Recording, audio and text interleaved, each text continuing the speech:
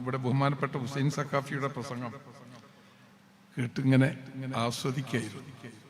അദ്ദേഹം 40 കൊല്ലത്തിന് ശേഷമാണ് ഇങ്ങനെ നമ്മുടെ സ്ഥാപനത്തിലേക്ക് വന്നു എന്നതും ഇതൊക്കെ ഒരു പുതിയ സൂര്യോദയമാണ്, പുതിയ വെളിച്ചമാണ്.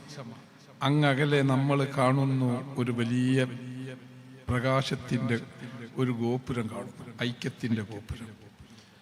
ഇനി നമ്മൾ അൻസാറെന്നോ ഇസ്സത്തെന്നോ ദാറുലമാനെന്നോ റഷീദിയെന്നോ നമുക്കൊക്കെ എല്ലാം ദീനിൻ്റെ പ്രചരണ പ്രവർത്തനത്തിന് നല്ലതാണെങ്കിൽ നമുക്കെല്ലാം ഒന്നായി ഒരുമിച്ച് നിൽക്കണം. അഭിപ്രായ വ്യത്യാസങ്ങളെ മാറ്റിവെക്കണം. എന്നിട്ടൊരു ഉമ്മത്തിൻ്റെ ഏറ്റവും വലിയ സംഘശക്തിയായി നമുക്ക് കാണിച്ചു കൊടുക്കണം. അതിലൊക്കെ ഒറ്റപ്പെട്ടവരാരെങ്കിലും ഉണ്ടെങ്കിൽ അത് അവഗണിച്ച് മാറ്റിവെക്കണം.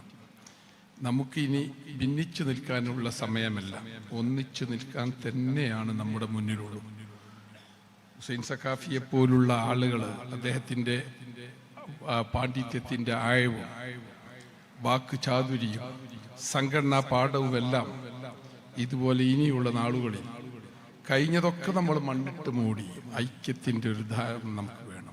ബഹുമാനപ്പെട്ട സയ്യിദ് സ്വാദിഖ് അലി ശിഹാബ് തങ്ങൾ, പ്രിയങ്കരനായ ഇതിൻ്റെ അധ്യക്ഷൻ പാലത്തിൽ ബാപ്പു സാഹിബ്, പ്രിയങ്കരനായ ഹുസൈൻ സഖാഫി ചുള്ളിക്കോട്, അതുപോലെ തന്നെ എല്ലാവരും ഉസ്താദ്മാരൊക്കെ ഇവിടെയുണ്ട്. ഞാൻ ആരെയും പേരെടുത്ത് പറഞ്ഞ റാഷിദ് ഖസാലിയുടെ പ്രസംഗമൊക്കെ കാത്തിരിക്കുക. ഞാൻ ആശംസ എന്ന 2 വാക്കിൽ ഒതുക്കുകയാണ്. അല്ലൻ സാറ് ഇന്ന് തങ്ങൾ പറഞ്ഞതുപോലെ നമ്മുടെ നാട്ടില് കുഴിമണ്ണ മാത്രമല്ല പരിസര പ്രദേശങ്ങളിലൊക്കെ വളരെ വളരെ സൂര്യ തേജസ്സോടെ ജ്വലിച്ചു നിൽക്കുന്ന ഇസ്ലാമിൻ്റെ പ്രചരണ രംഗത്ത് വളരെയേറെ തിളങ്ങി നിൽക്കുന്ന ഒരു പ്രശ്നമായി. ഇപ്പൊ ഇവിടെ 4ാമത്തെ ബാച്ചാണ് ജാമിയയിലേക്ക് പോകുന്നത്. ഇതൊക്കെ നമ്മൾ അങ്ങനെ ഉണ്ടാക്കിയെടുത്ത സ്ഥാപനങ്ങൾ. ജാമിയ അതിൻ്റെ മാതാവായി നിൽക്കുന്നു. അങ്ങനെ പലതും നമുക്കുണ്ട്. ഇവിടെ ബഹുമാനപ്പെട്ട ഹുസൈൻ സഖാഫിയുടെ പ്രസംഗം കേട്ടിങ്ങനെ ആസ്വദിക്കുകയായിരുന്നു. അദ്ദേഹം 40 കൊല്ലത്തിന് ശേഷമാണ് ഇങ്ങനെ നമ്മുടെ സ്ഥാപനത്തിലേക്ക് വന്നു എന്നതും ഇതൊക്കെ ഒരു പുതിയ സൂര്യോദയമാണ്, പുതിയ വെളിച്ചമാണ്. അങ്ങകലെ നമ്മൾ കാണുന്നു ഒരു വലിയ പ്രകാശത്തിൻ്റെ ഒരു ഗോപുരം കാണുന്നു, ഐക്യത്തിൻ്റെ ഗോപുരം. ഇനി നമ്മൾ അൻസാറെന്നോ ഇസ്സത്തെന്നോ ദാറുലമാനെന്നോ റഷീദിയെന്നോ നമുക്കൊക്കെ എല്ലാം ദീനിൻ്റെ പ്രചരണ പ്രവർത്തനത്തിന് നല്ലതാണെങ്കിൽ നമുക്കെല്ലാം ഒന്നായി ഒരുമിച്ച് നിൽക്കണം.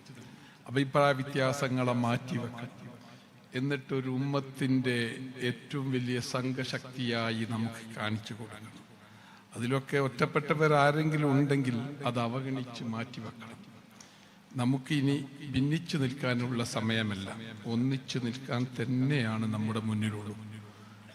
ഹുസൈൻ സഖാഫിയെ പോലുള്ള ആളുകൾ അദ്ദേഹത്തിൻ്റെ പാണ്ഡിത്യത്തിൻ്റെ ആഴവും വാക്ക് ചാതുരിയും സംഘടനാ പാഠവുമെല്ലാം ഇതുപോലെ ഇനിയുള്ള നാളുകളിൽ കഴിഞ്ഞതൊക്കെ നമ്മൾ മണ്ണിട്ട് മൂടി ഐക്യത്തിൻ്റെ ഒരു ധാരണ നമുക്ക് വേണം.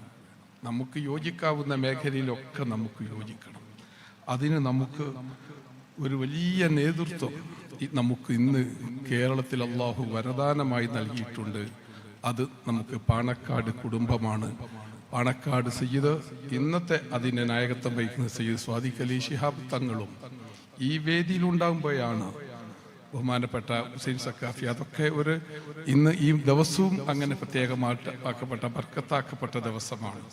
അവിടെ നമുക്കിനി ആ രീതിയിൽ തന്നെ ഇനിയുള്ള നാളുകൾ മുന്നോട്ട് പോകണം. പരസ്പരം സ്നേഹിച്ചും സഹായിച്ചും സഹകരിച്ചും പോകാൻ അള്ളാഹു അനുഗ്രഹിക്കട്ടെ എന്ന് പറഞ്ഞുകൊണ്ട് എല്ലാവിധ ആശംസകളും അഭിവാദ്യങ്ങളും അർപ്പിച്ചു നിർത്തുന്നു. അസ്സലാമു അലൈക്കും.